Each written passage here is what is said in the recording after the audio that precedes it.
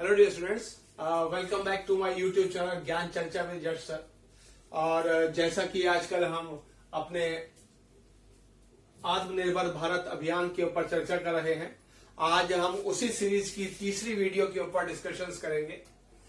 और आज हम कुछ बहुत ही इंपॉर्टेंट टॉपिक्स उठाएंगे। उसके अंदर ऐसे टॉपिक्स जिसमें से लगातार क्वेश्चंस लगभग भारत के सभी एग्जाम्स में आते हैं। और अब चूंकि उसमें नई गाइडलाइंस आई है, नई चीजें आई हैं, अब उसमें एग्जाम्स के अंदर आने के चांसेस और भी ज्यादा बढ़ गए हैं। उसके अंतर्गत हम सबसे पहले हम चर्चा करेंगे मुद्रा लोन की।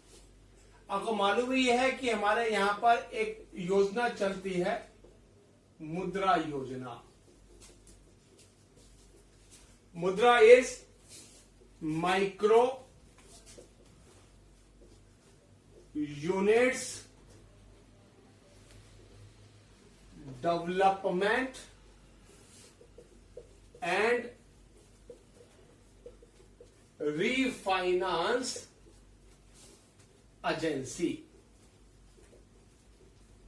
इस योजना के अंतर्गत ये जो मुद्रा योजना है, ये भारत सरकार ने लॉन्च करी थी 8 अप्रैल 2015। ये एक बहुत ही इंपॉर्टेंट योजना थी, जिसके अंदर हमने जो माइक्रो यूनिट्स कंपनीज हैं उनके लिए एक ये योजना चालू की गई थी, मुद्रा योजना। सॉरी। और इसके अंदर मैं आपको एक थोड़ा डिटेल्स थोड़ी सी बता देता हूं कि ये जो मुद्रा योजना है, इसके अंतर्गत बैंकों से बिना कोलेटरल सिक्योरिटीज के अपना बिजनेस स्टार्ट करने के लिए लोन्स दिए जाते हैं। और इस योजना के अंतर्गत 3 कैटेगरीज बनाई गई हैं। पहली है शिशु योजना, देन इट इज शिशु, किशोर और तरुण योजना।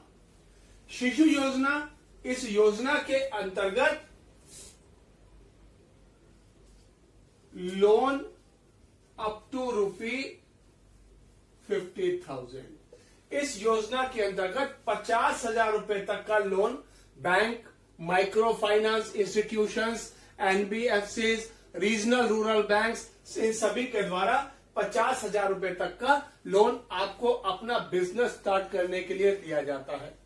अब जब आपको अपने बिजनेस को आगे बढ़ाना है, उसको और आगे लेना चाहे, तब इसके अंतर्गत हम लोन देते हैं किशोर योजना के अंतर्गत। और इस योजना के अंतर्गत लोन above ₹50,000 to ₹5 lakhs।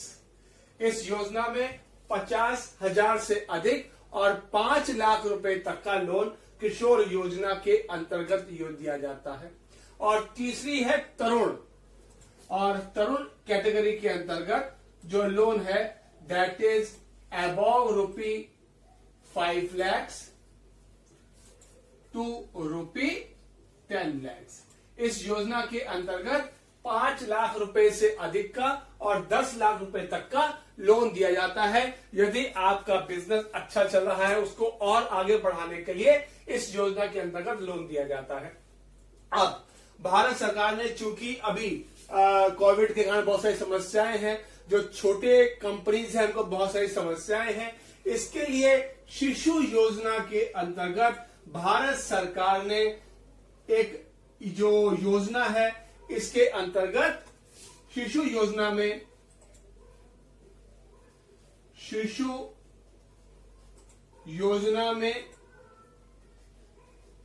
2% का इंटरेस्ट सबवेंशन, 2% का इंटरेस्ट सबवेंशन 2020-21 के लिए दिया जाएगा। यानी कि लेकिन ये यानी कि यदि किसी व्यक्ति का लोन शिशु योजना के अंतर्गत है, तो उसका जो टोटल बैंक का इंटरेस्ट बैठता है, उसके 2% की छूट भारत सरकार के द्वारा इस योजना के अंतर्गत दी जाएगी। और ये जो छूट है केवल उन्हीं व्यक्तियों को मिलेगी जो अपना लोन समय से चुकाएंगे, पहली चीज। और ये केवल 2020-21 केवल इसी वर्ष के लिए ये जो इंटरेस्ट में छूट है दी गई है। सो that is the micro units के अंतर्गत, मुद्रा योजना के अंतर्गत आत्मनिर्भर भारत अभियान में 2% का छूट शिशु योजना में दिया गया है। सो that is the one important issue under this आत्मनिर्भर भारत अभियान। अगर हम नई की एक और चीज की चर्चा करें जो और भी अधिक चर्चा में है, एक योजना दैट इज कॉल्ड विवाद से विश्वास योजना। आपको मालूम ही होगा विवाद से विश्वास योजना, यह आपको मालूम ही होगा कि इस साल के बजट में ये विवाद से विश्वास योजना लाई गई थी। डायरेक्ट टैक्सेस में जो प्रत्यक्ष कर हैं उसमें जो डिस्प्यूटेड केसेस हैं, जो टैक्स के डिस्प्यूटेड केसेस हैं, डिस्प्यूटेड डायरेक्ट टैक्स केसेस, यानी कि जो डायरेक्ट टैक्स में प्रत्यक्ष करों में जो भी विवाद है, यह माना जाता है कि भारत में एट प्रेजेंट करीब 4.89 लाख केसेस कोर्ट्स में पेंडिंग है जो टैक्स डिस्प्यूट्स को लेकर है। इस समस्या को दूर करने के लिए, और इसमें करीब भारत सरकार का मानना है कि करीब 9 लाख करोड़ का जो अमाउंट है वो फंसा हुआ है जो टैक्स पेयर्स ने पे करना है। और इस योजना के तहत ये बोला गया कि ये जो विवाद से, मैं थोड़ा सा आपको डिटेल बता देता हूं, ये जो योजना है विवाद से विश्वास योजना, ये योजना पहले इसमें जो था दैट इज अप टू 31 मार्च 2020 तक के लिए थी, यानी कि जो बजट आया था तब से लेकर 31/3/2020 तक। इसके अंदर क्या था कि जो टैक्स पेयर्स हैं टू पे the disputed tax only without any penalty or interest, यानी कि जो टैक्स पेयर्स हैं यदि उनका टैक्स में किसी प्रकार का कोई डिस्प्यूट है तब उसको जो डिस्प्यूटेड अमाउंट है केवल उसको वो ही पे करने की आवश्यकता है और उसको उस अमाउंट के ऊपर कोई पेनल्टी नहीं देनी है और ना ही कोई उसके ऊपर किसी प्रकार का कोई इंटरेस्ट पेमेंट करना है। एक्चुअली जब ये बिल लाया गया तब इसका भी काफी विवाद भी रहा, क्योंकि ये जो छूट दी गई है, ये जो पेनल्टी से या इंटरेस्ट पेमेंट से छूट दी गई है, देखा जाए तो ये उन ईमानदार करदाताओं के प्रति उनके प्रति एक क्या कह सकते हैं उसको हम, नाइंसाफी है कि वो जिन लोगों ने ईमानदारी से अपना टैक्स पे किया तो क्या ये उनका गुनाह था, तो काफी डिस्प्यूटेड भी रहा ये चीज।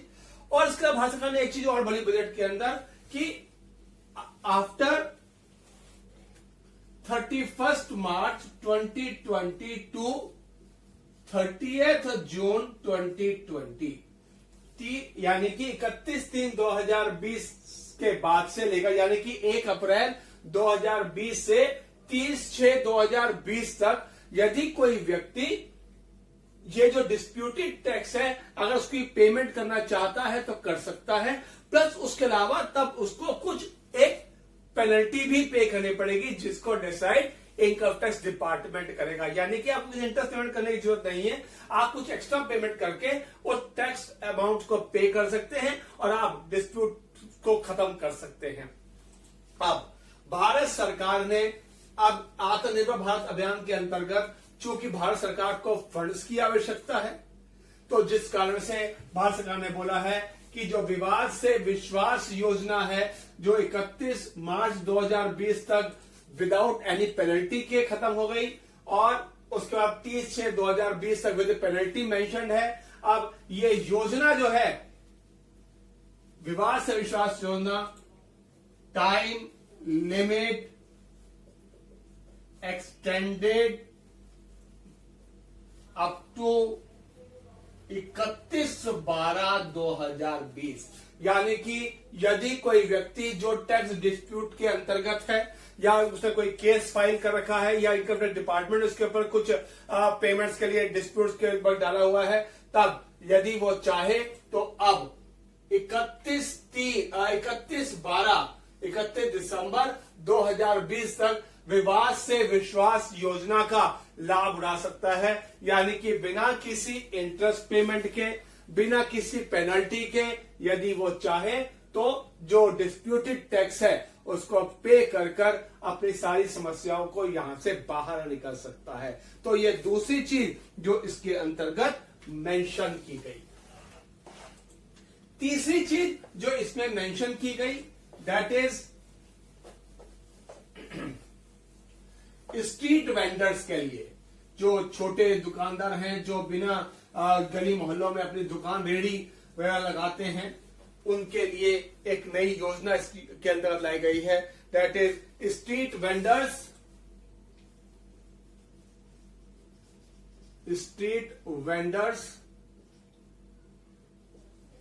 टू गेट ₹10,000 ईच, यानी कि भारत में प्रत्येक स्ट्रीट वेंडर को जो गली मोहल्ला में अपनी छोटी छोटी दुकानें लगाते हैं या रेडी लगाते हैं उन सबको 10,000 रुपए दिए जाएंगे एज इमरजेंसी वर्किंग कैपिटल, यानी कि उनको अपना बिजनेस चलाने के लिए 10,000 रुपए प्रत्येक स्ट्रीट वेंडर दिए जाएंगे। भारत में ये माना जाता है अराउंड 50 लाख स्ट्रीट वेंडर्स हैं। ये वो वेंडर्स हैं जो भारत सरकार के पास या स्टेट गवर्नमेंट के पास रजिस्टर्ड है, यानी कि जो रजिस्टर्ड स्ट्रीट वेंडर्स हैं उन सभी को 10,000 रुपए भारत सरकार की तरफ से दिए जाएंगे अपने बिजनेस को चलाने के लिए। देखिएगा ये ऐसे लोन है, ये कोई भारत सरकार ने कोई डोनेशंस पे या कोई फंड नहीं दिया है, that is as working capital limit. उनको ये पैसा लेना है, अपना बिजनेस को स्टार्ट करना है और फिर भारत सरकार को ये विद इंटरेस्ट चुकाना है। सो दैट इज द, इस योजना के अंतर्गत इसको भी नई चीज को एक लाया गया है। नेक्स्ट चीज जो इसके अंदर मेंशन की गई है नाबार्ड के साथ। इस बार भारत सरकार ने नाबार्ड यानी कि national bank for agriculture and rural development,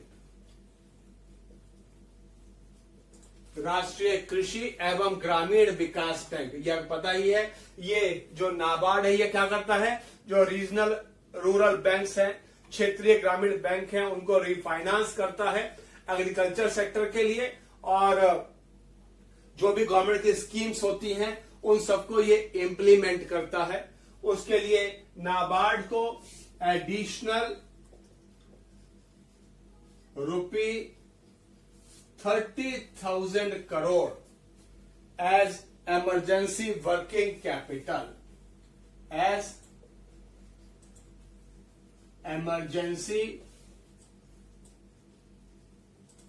working capital, आपातकालीन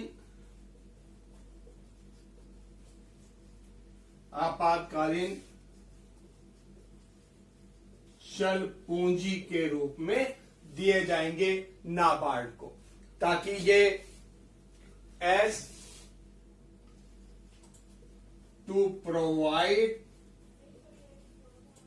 this fund to RRBs, regional rural bank, क्षेत्रीय जो ग्रामीण बैंक होते हैं उनको ये फंड चुके ताकि वो किसानों को आगे और फंडिंग कर सके।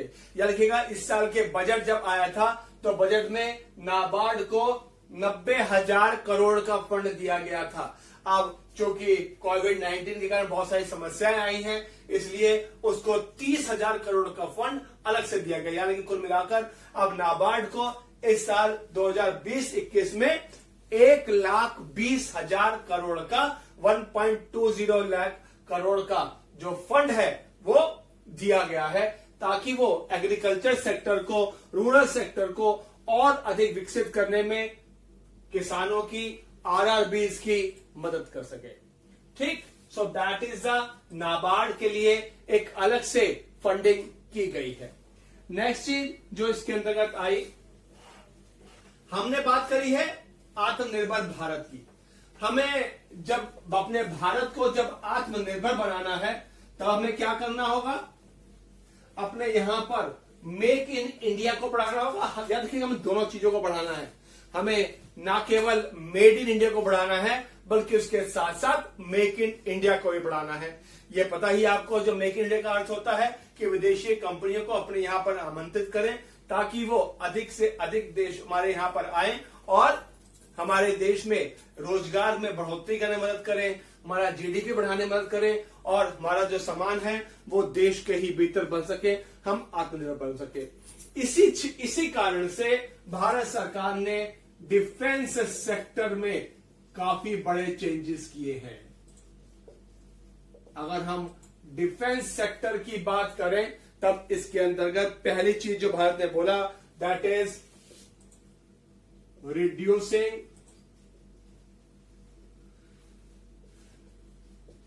इंपोर्ट, आयात को कम करना।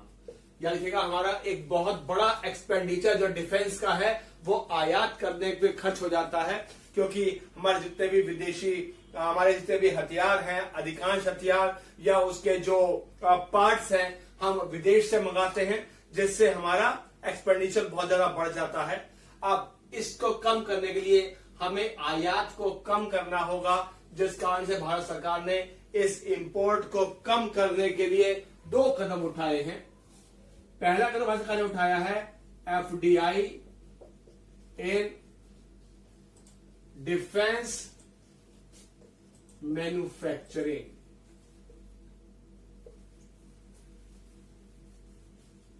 रक्षा विनिर्माण क्षेत्र में एफडीआई, विदेशी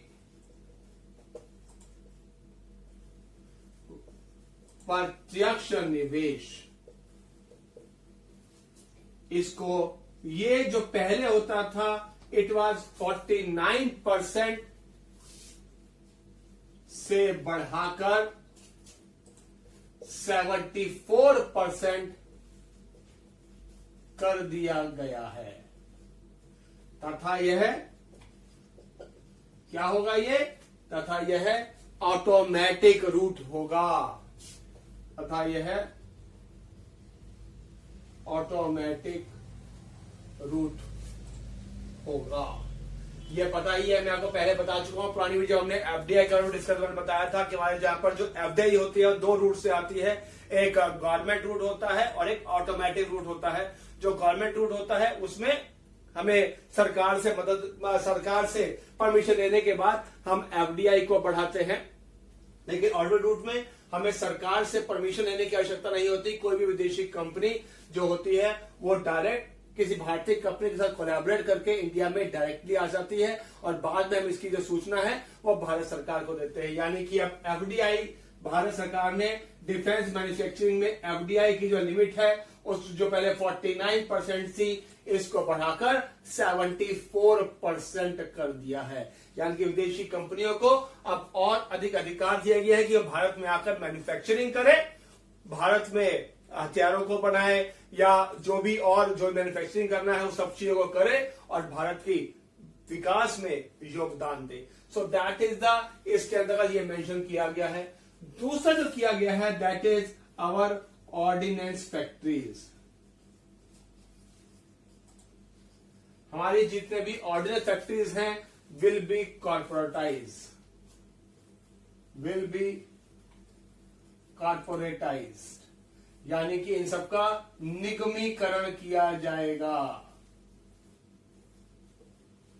जितनी भी हमारी ऑर्डिनेंस कंपनी है, हथियार बनाने की कंपनियां हैं, जितनी हमारी ऑर्डिनेंस फैक्ट्री पता ही है जहां पे गोला बारूद बनता है, वो जितनी भी कंपनियां हैं उन सबको आप कॉर्पोरेटाइज किए, यानी कि वो सब आप कॉर्पोरेट कंपनीज बन जाएंगी, ताकि उसमें जो जिम्मेदारियां हैं, जो अधिकारी हैं, जो बोर्ड है, उनकी और अधिक जिम्मेदारियों को बढ़ाया जाए, उनकी जो जिम्मेदारियां हैं उनको और अधिक निर्देशित किया जाए, जिस कारण से भारत सरकार ने इसके अंतर्गत ये मेंशन किया है।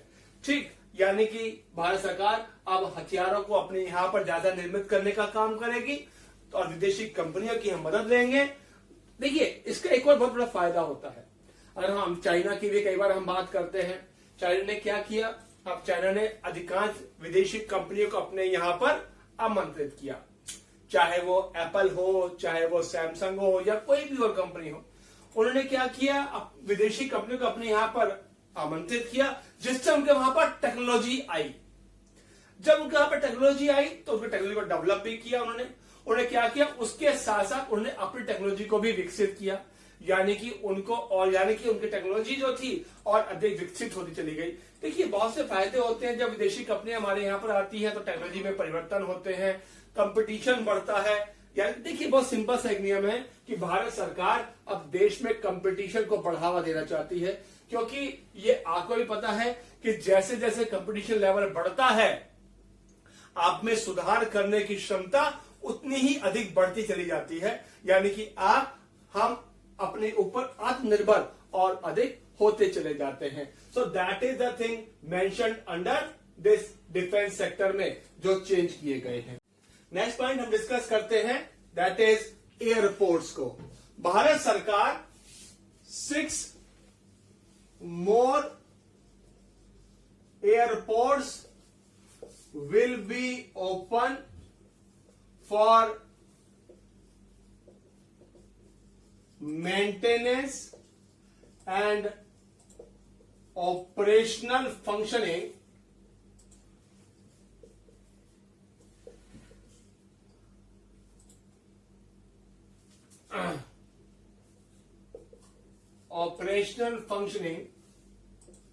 Under PPP model.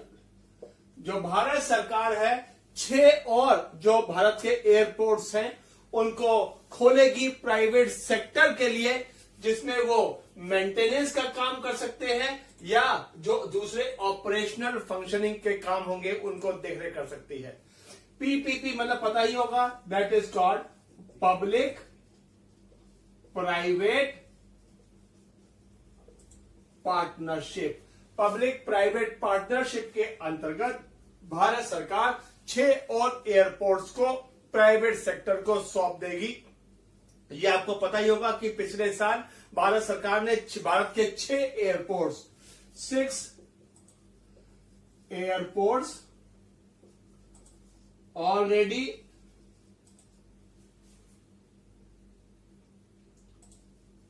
provided to Adani Group for maintenance। ये आपको पता ही होगा कि पिछले साल भारत सरकार ने 6 एयरपोर्ट्स अडानी ग्रुप को दिए थे अगले 50 सालों के लिए, जिसमें वो ऑपरेशनल फंक्शनिंग करते हैं और मेंटेनेंस का काम करते हैं। दैट इज जो 6 एयरपोर्ट्स हैं, दैट इज लखनऊ, जयपुर, अहमदाबाद, गुवाहाटी, तिरुवनंतपुरम,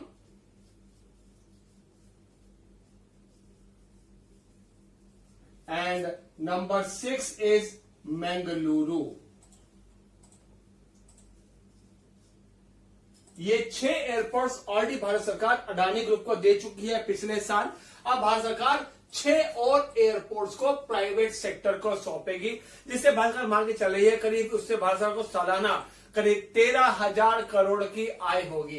क्योंकि भारत सरकार को अब पैसा इकट्ठा करना है, इसलिए भारत सरकार 6 और एयरपोर्ट्स को अडानी उसके टेंडर इनवाइट करेगी और जिस भी कंपनी का टेंडर्स होगा उनको जो है ये 6 और एयरपोर्ट्स मेंटेनेंस के लिए सौंप दिए जाएंगे।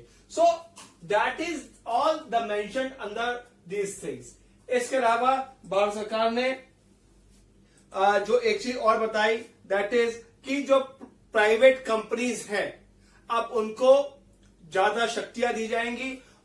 जो बिजली कंपनियां हैं उनको और अधिक विकसित कर उनको जो है और अधिक प्राइवेटाइज किया जाएगा।